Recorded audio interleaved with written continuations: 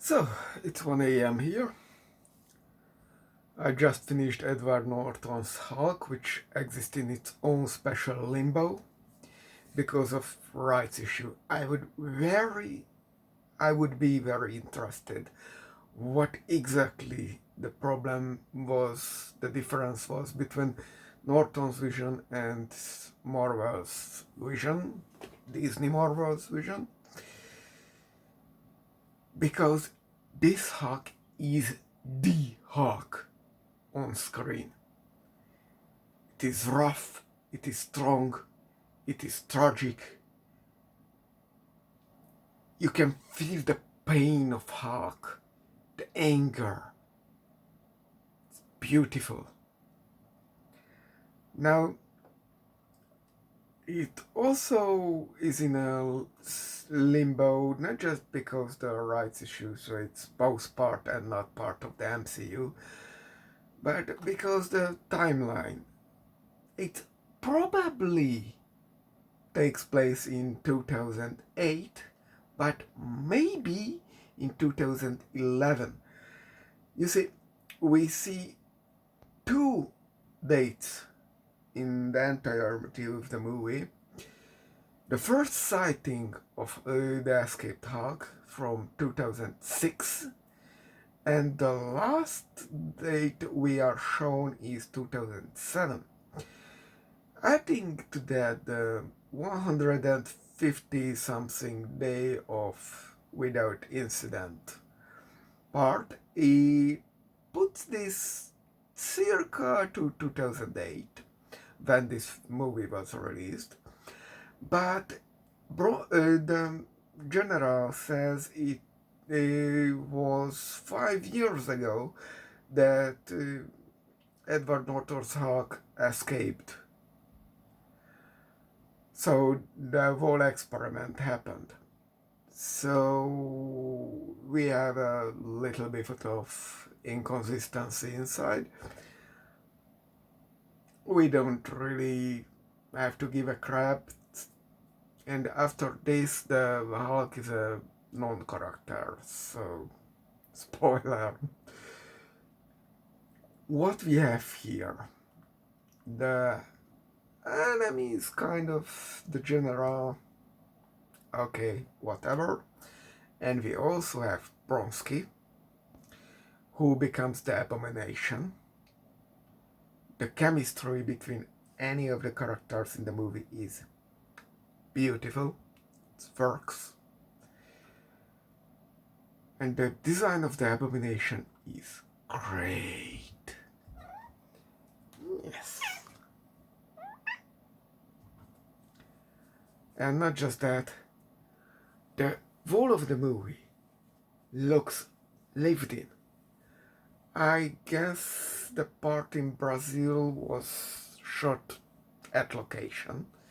You just can't build that kind of city anywhere in a studio. And even the labs looks like real labs, not just fresh white panels everywhere. It looks like it was used like in a real lab. I worked in the real labs, and they are like, the walls were built like 15 years ago, and they weren't really renewed.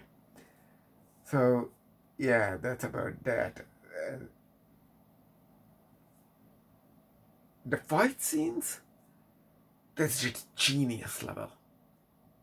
Say what you want, but it's just raw power. No choreographed, super powered beings doing flips and kicks and whatever, martial arts. No, it's raw muscle power between the two entities. And you know, Hulk is like barbarian, but it's not dumb. Abomination is much dumber than Hulk because it has much more power. Now, Hulk uses tools as much as its size allows it. And those are just, when it goes against the sonic weapons, it uses two shields. And when it fights the abomination, it sees that it has less muscle power, even though we all know the Hulk is sheer power. So his actual power level depends on its anger level. So as he becomes more angry, he gains more power. And that's in the movie. When he sees that her love interest is in danger,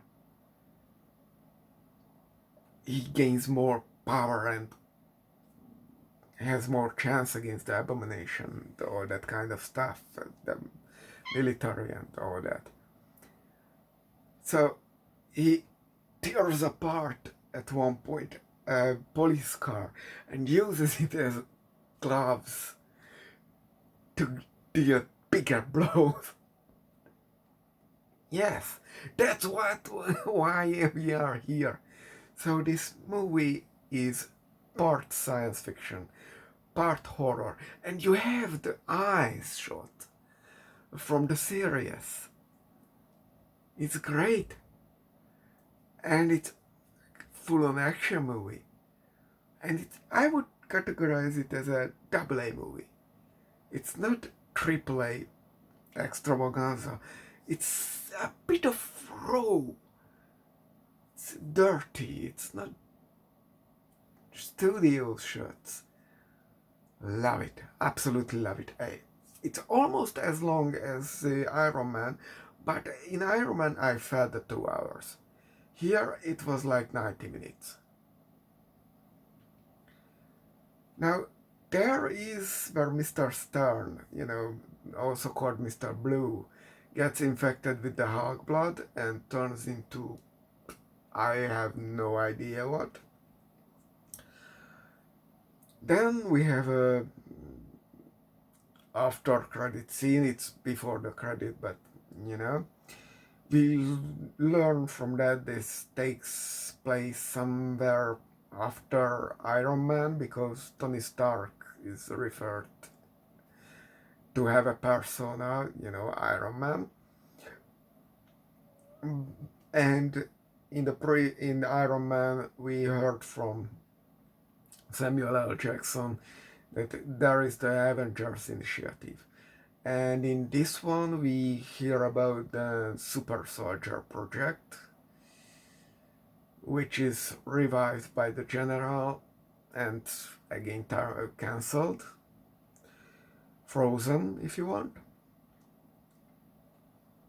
That will, of course, refer to Captain America, which will be like the third movie from now.